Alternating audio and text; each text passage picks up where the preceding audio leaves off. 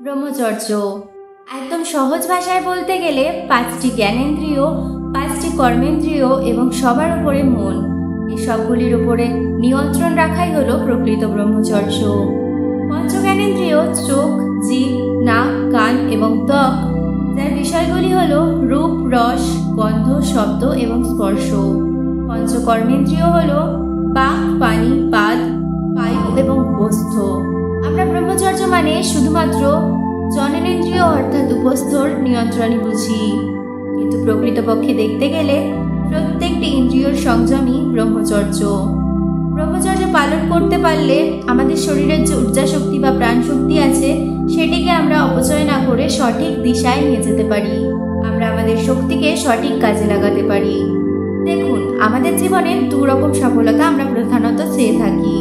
Number 1, ভৌতিক সফলতা, মানে প্রচুর অর্থ উপার্জন করা আর সেই অর্থের দ্বারা জীবনের সকল ইচ্ছা পূরণ করা, প্রচুর নাম কামানো, শারীরিকভাবে সুস্থ থাকা এবং পারিবারিকভাবেও সুখী থাকা, এই সবগুলি হলো ভৌতিক সফলতা, যার পেছনে 99% মানুষই দৌড়াতে থাকে। নাম্বার 2 হলো আধ্যাত্মিক সফলতা। মাত্র 1% মানুষ এরকম হয় যারা পরমার্থর পিছনে যায়। তারা নিজেকে জানতে চায়, তারা জানতে চায় ভগবান কে, আদৌ ভগবান আছে কিনা, মৃত্যুর পরের জগৎ কি হয়, এই পৃথিবীতে আসার রহস্য কি। ভৌতিক এবং আধ্যাত্মিক এই দুই ধরনের সফলতায় যদি আমাদের পেতে হয় তাহলে এর জন্য সবথেকে ইম্পর্টেন্ট কি? সবথেকে ইম্পর্টেন্ট হলো আমাদের এনার্জিকে কনজার্ভ করা, অর্থাৎ সংরক্ষণ করা। কারণ এনার্জি আমাদের সবার কাছে সীমিত এবং তারপর সেটিকে সঠিক জায়গায় রূপান্তরিত করা, যা আমাদের দুই রকম সফলতার ক্ষেত্রে উচ্চ স্তরে যেতে সাহায্য করে। তো ব্রহ্মচর্যের একদম সাধারণ থেকে সাধারণ মানে হলো এই এনার্জি কনজার্ভ করা এবং সেটিকে উচ্চ স্তরে যাওয়ার জন্য কাজে লাগানো। ব্রহ্মচর্যের অনেকগুলি দিক রয়েছে, যেটা ভিডিওর প্রথমেই বললাম। এর মধ্যে সব থেকে ইম্পর্টেন্ট দিক হলো নিজের সেক্সুয়াল এনার্জিকে সংরক্ষণ করা। কারণ এটা না করলে আমাদের ইন্দ্রিয়ের ওপরে বা ইচ্ছার ওপরে কোনো দিনই নিয়ন্ত্রণ আসবে না। আমাদের মতো সাধারণ মানুষদের দেখতে গেলে আমরা ইন্দ্রিয়ের ওপর নিয়ন্ত্রণ করতে পারি না, ইচ্ছার ওপরেও আমাদের নিয়ন্ত্রণ থাকে না। আমরা পুরো দিন এই ইন্দ্রিয়ের মাধ্যমে আমাদের শক্তির অপব্যবহার করে থাকি। যেমন চোখ ঘন্টার পর ঘন্টা রিলস, মুভি, গেম ইত্যাদিতে লেগে থাকে। জিভ সুস্বাদু থেকে আরো সুস্বাদু খাবার আস্বাদন করতে থাকে। কান অন্যের নিন্দা, ভুলভাল কথা শুনতে ভালোবাসে। ত্বক শুধু স্পর্শ পেতে চায়। আর সবার উপরে আসে আমাদের জননেন্দ্রিয়, যেটার সুপ্ত বড় বড় মুনি ঋষিরাও পথভ্রষ্ট হয়ে যায়। আর এই সবগুলি আমাদের শক্তিকে বিনা কারণে পুরোপুরিভাবে খরচ করে দেয়। সোজা ভাষায় আমরা আমাদের ইন্দ্রিয়গুলির দাস, আর এই সবগুলি ইন্দ্রিয় দিয়ে আমরা আমাদের শক্তির অপচয় করে থাকি এবং দিন শেষে ক্লান্ত, ডিপ্রেসড, কষ্টে ভুগতে থাকি। ব্রহ্মচর্য এই সব ইন্দ্রিয়গুলিকে নিয়ন্ত্রণ করে এবং শক্তিকে সঠিক জায়গায় ইউটিলাইজ করতে সাহায্য করে। ইন্দ্রিয়ের দাস হবার জায়গায় ব্রহ্মচর্য ইন্দ্রিয়গুলিকে দাস বানাতে সাহায্য করে। ব্রহ্মচর্য থেকে জীবনী শক্তি আসে, ভালো কিছু করবার উৎসাহ আসে, আমাদের আয়ু বৃদ্ধি পায় এবং ওভারঅল আমাদের এক নতুন শক্তির অনুভব হয়। এবং ভগবদ গীতায়ও 8 নম্বর অধ্যায়ের 11 নম্বর শ্লোকে শ্রীকৃষ্ণ ব্রহ্মচর্যের সম্পর্কে বলেছেন। চলুন এবার জেনে নিই ব্রহ্মচর্য পালনের উপকারিতা কি কি। সব থেকে প্রথমে তো আমরা শারীরিকভাবে একদম সুস্থ থাকি, আর যখন শারীরিকভাবে আমরা সুস্থ থাকি এবং ফ্রেশ ফিল করি তখন আমাদের মনও সুস্থ থাকে। তো এর ফলে আমাদের স্মৃতিশক্তিও বৃদ্ধি পায়, কনফিডেন্স লেভেল বেড়ে যায়, আমাদের সিদ্ধান্ত নেবার ক্ষমতা অনেক ইমপ্রুভ হয়, ইন্দ্রিয়গুলিতে কন্ট্রোল আসে, ধৈর্য শক্তি বাড়ে। ব্রহ্মচর্যের সব থেকে ইম্পর্টেন্ট পার্ট হলো স্পিরিচুয়াল গ্রোথ।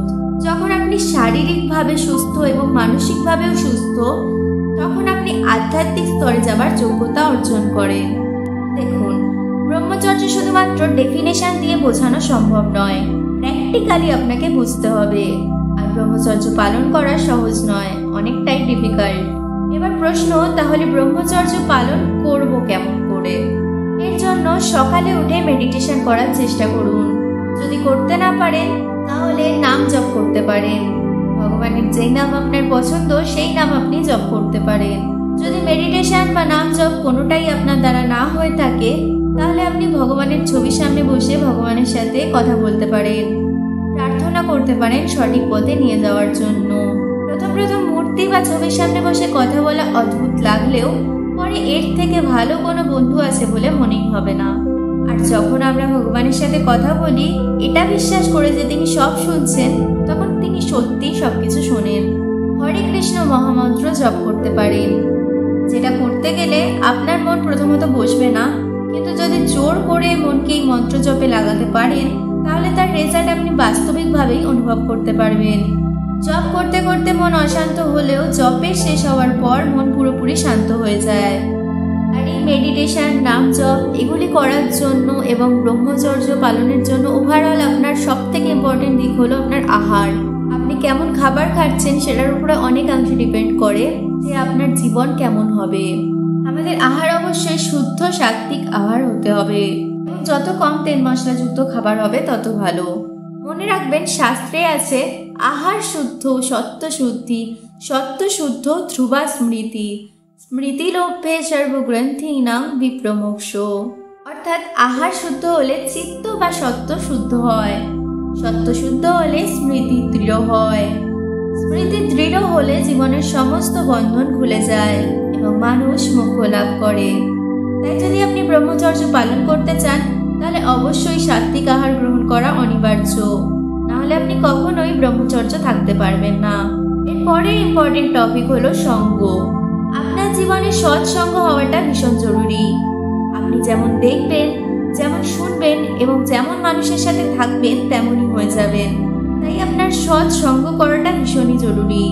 সোশ্যাল ডায়েটিং, আমাদের সব থেকে বড় সঙ্গী যদি কেউ হয়ে থাকে সেটা হলো সোশ্যাল মিডিয়া। সোশ্যাল মিডিয়াতেই আমরা বেশিরভাগ সময় কাটিয়ে থাকি, তাই এটা ফিল্টার করা ভীষণ জরুরি। অপ্রয়োজনীয় সব অ্যাকাউন্ট আনফলো করুন, যাতে আপনার ফিডে সব সময় প্রোডাক্টিভ কিছু থাকে, সব সময় মোটিভেশনাল স্পিচ থাকে বা প্রবচন থাকে। আর আশেপাশের মানুষদের সাথেও আমাদের বুঝে শুনে কানেক্ট করাটা ভীষণ দরকার। আপনার জন্য কোনটা বেস্ট সেটা তো আপনি বুঝতেই পারবেন।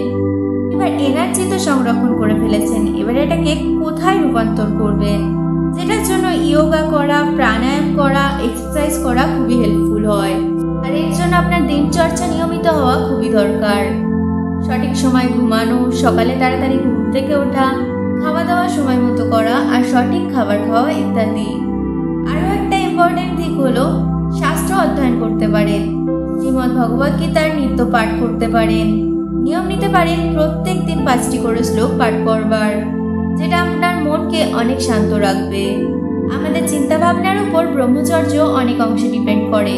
যদি পুরুষ স্ত্রী শরীরের প্রতি আকর্ষিত হয়ে এবং স্ত্রী পুরুষ শরীরের প্রতি আকর্ষিত হয়ে ভুলভাল চিন্তা ভাবনা করতে থাকে তাহলে ব্রহ্মচর্য তখনই শেষ হয়ে যায়। তাই চিন্তা ভাবনায় ফিল্টার করার জন্য যা যা ভিডিওতে বলা হলো অবশ্যই পালন করতে হবে, তা না হলে ব্রহ্মচর্য পালন করা আপনার পক্ষে সম্ভব নয়। ভিডিওটি ভালো লাগলে অবশ্যই লাইক, শেয়ার এবং সাবস্ক্রাইব করতে ভুলবেন না। আজকের মতো এই পর্যন্তই, দেখা হচ্ছে পরবর্তী পর্বে।